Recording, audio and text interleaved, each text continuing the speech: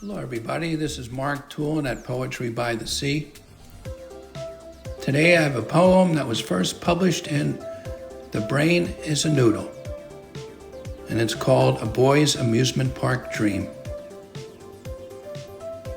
I love the bumper car angel in the silver and red vehicle. She was crazy beautiful, a maniac behind the wheel, not afraid to collide with a Sunday driver or a kid twice her size. I tailgated her, ignoring my friends who tried to rock me out of my insanity with a fender bender and a head-on slam.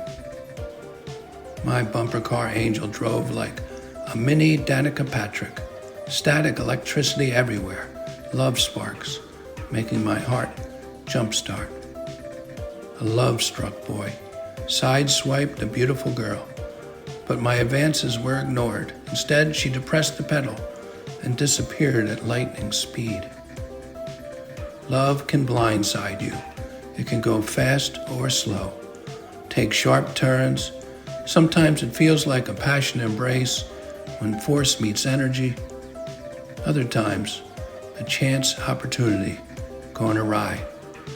Racing after you was a bumper car dream, a million screams, a collision course that ended once the power went off.